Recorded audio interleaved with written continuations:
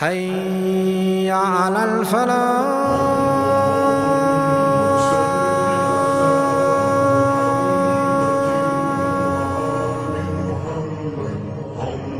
If you're coming into Mecca, don't you dare ask about this man. Don't even mention the name of Muhammad. So there was a man from a tribe named as Ghifar. They lived in an area that the Quraysh would pass by when they would make their trips to Syria, and they were a very poor tribe. When the caravans from Quraysh would pass through their land, they would ambush those caravans and they would steal whatever they could. So there was a man from Ghifar. His name was Abu Dharr. He was an honest man, and it is narrated that he never was into idol worship. Even though the people, they worshipped idols, he didn't believe in this. So when he heard that there is a person in Mecca and he is teaching that the idols cannot harm you and the idols cannot benefit you and the idols are not worthy of worship and there is only one creator who is worthy of worship, when Abu Dharr heard about this, he really wanted to go and find out more information about this person and his preachings. So he sent his brother Unais to go to Mecca and to find out more information about this man. So Unais, he goes into Mecca and he sees the Quraysh and their enmity towards Muhammad sallallahu alaihi wasallam, and he sees the threats of the Quraysh against the people for even asking about Muhammad sallallahu alaihi wasallam. So he takes all of this in and then he goes back to his tribe. So Abu Dharr is very anxiously and excitedly waiting for his brother's news. So his brother tells him that yes, there is this man, his name is Muhammad sallallahu alaihi wasallam. He teaches the worship of one God alone. He teaches good manners, he teaches good akhlaq, he commands with the good and he forbids the evil. So Abu Dharr became very excited when he heard this. He said, okay, thank you for this information, but I need to go myself. I need to go and meet this man for myself. So Abu Dharr, he leaves his land, he leaves his tribe, and he goes to Mecca. Now we said Abu Dharr was a poor man. And he was an honest man. Even though his tribe, they were known as being thieves and robbers, Abu Dharr never got into that himself.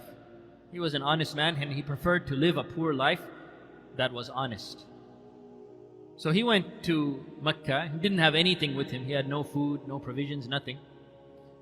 He went to Mecca and he went and stayed by the Kaaba. And he lived on Zamzam water for many days. That's all he's drinking for many days. And it's mentioned that that lasted for about 30 days. So 30 days he's there, sleeping by the Kaaba, just hanging out by the Kaaba. And he's not allowed to ask about Muhammad sallallahu alaihi wasallam because of the threats of the Quraysh. And he doesn't know how Muhammad sallallahu alaihi wasallam looks. So he's just waiting to find an opportunity to meet Muhammad sallallahu alaihi wasallam. So 30 days pass and he's just hanging out there by the Kaaba drinking Zamzam water. One night, late in the night, he was there at the Kaaba and no one else was there. It was empty.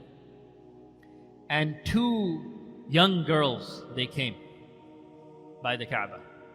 And they came to worship the idols of Isaf and Na'ilah. Isaf was a Yemeni man. This was many years before Islam. Isaf was a man from Yemen and Na'ilah was a girl. And Isaf wanted to marry Na'ilah, right? But the parents of Na'ilah refused. So Isaf made an arrangement with Na'ilah. He said, okay, we will go to Mecca. Everybody goes to Mecca for the pilgrimage. We can go there and we can escape, our families, and we can do whatever we want to do there. So they went to Mecca, and right in front of the Kaaba, they committed an act of immorality and indecency, and as a punishment, Allah subhanahu wa ta'ala turned them into stone. And it was known, the Arabs knew this story. And when Amr ibn Luhay, if you remember, he is the one who brought idol worship back into the Arabian Peninsula. After Ibrahim alayhi salam, the Arabian Peninsula was a land of Tawheed. Allah subhanahu wa ta'ala alone was worshipped. And Amr ibn Luhay, he is the one who brought idol worship back into the Arabian Peninsula. So he put these stones of Isaf and Na'ila in front of the Kaaba. And he ordered the people to actually worship them. Even though they knew the background and they knew the story, that these were two fornicators, evil people, who committed an act of such immorality in front of the house of Allah, yet still the people, they would come and worship them in front of the Kaaba. So these two girls, they come and they start doing their ibadah, their worship to Isaf and Na'ila. And Abu Dharr, radiallahu anh, he's witnessing this. And he starts mocking those idols. He asks the girls, why don't you marry one of those idols to the other one? And he speaks with them in a way that insults those idols. So Abu Dharr is speaking about those idols in a very derogatory way. And these two girls are flabbergasted by this. How dare he can speak about our idols like this? And they tell him that you should worship these idols too, just like we're worshiping them. And then he said to them, why would I worship two immoral, indecent fornicators? Everybody knows the story of these two idols. Why would I worship them? And they're surprised. How dare he's talking about our idols like this?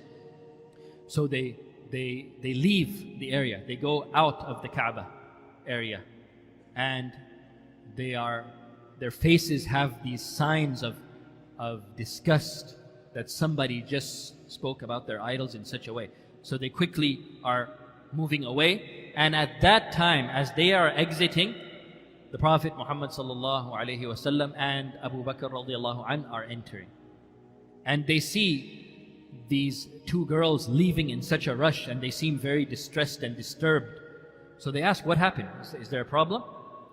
And then the girls say, yeah, there's a guy there by the Kaaba, and he is speaking very badly against our idols. So then the Prophet ﷺ and Abu Bakr, they're happy. They're like, okay, we have someone on our side. So they go in to meet, who is this guy? And that's where the Prophet ﷺ finally meets Abu Dharr al-Ghifari. So the Prophet ﷺ asked him, where are you from? And he said, I am from Ghifar. And then Abu Dharr wants to know about his religion, he wants to know about Islam. And the Prophet ﷺ teaches him the fundamentals of al-Islam. And Abu Dharr accepts Islam right there. Now the Prophet ﷺ is worried. Abu Dharr is a person from a tribe, the tribe of Ghifar. It's not a powerful tribe. He doesn't have any strong family connections. He is one of the people that the Quraysh can target and they can hurt him.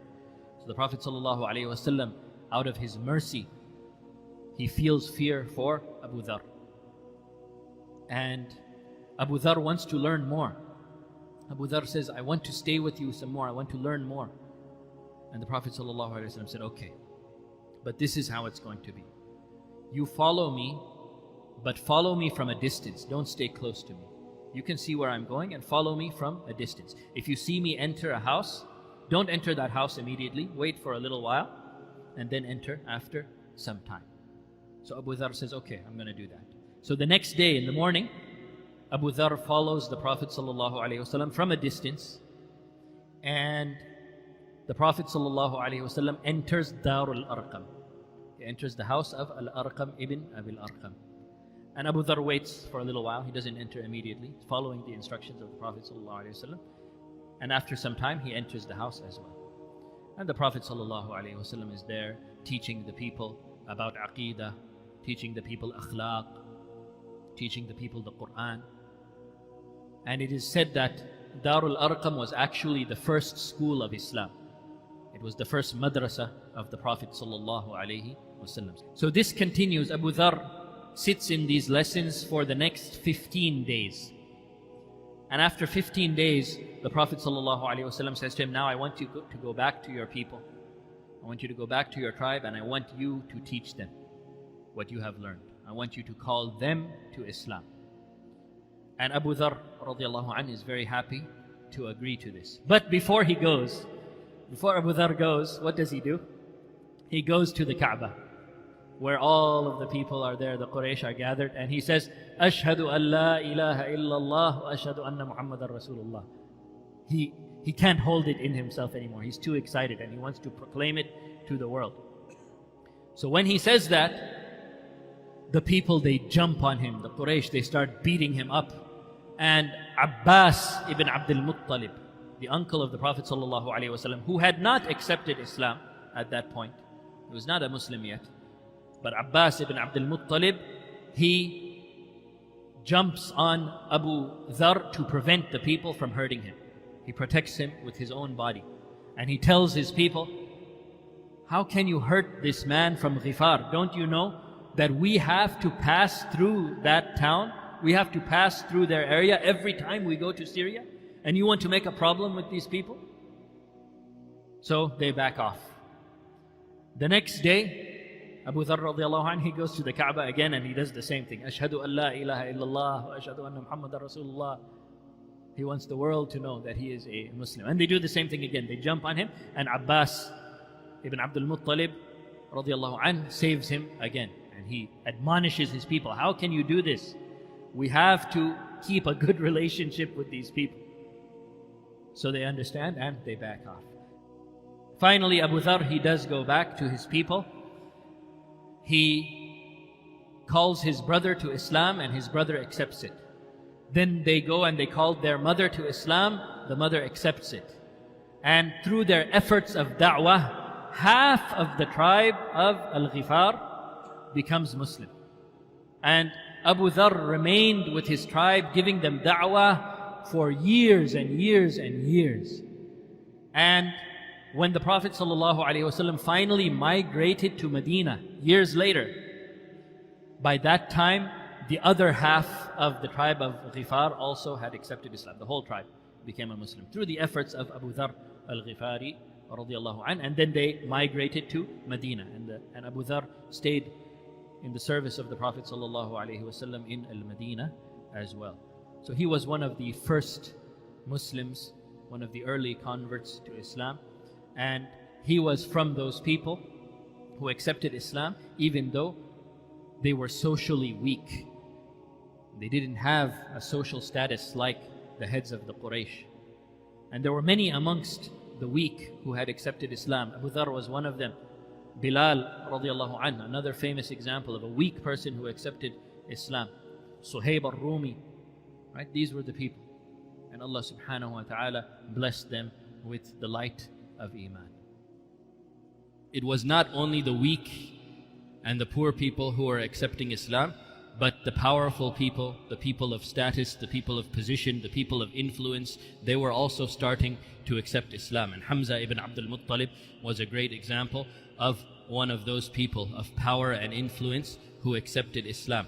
And it was something that really scared them, and they tried their best to try to minimize the damage to their core. So in the Quraysh, they tried many different ways to stop the da'wah of the Prophet ﷺ.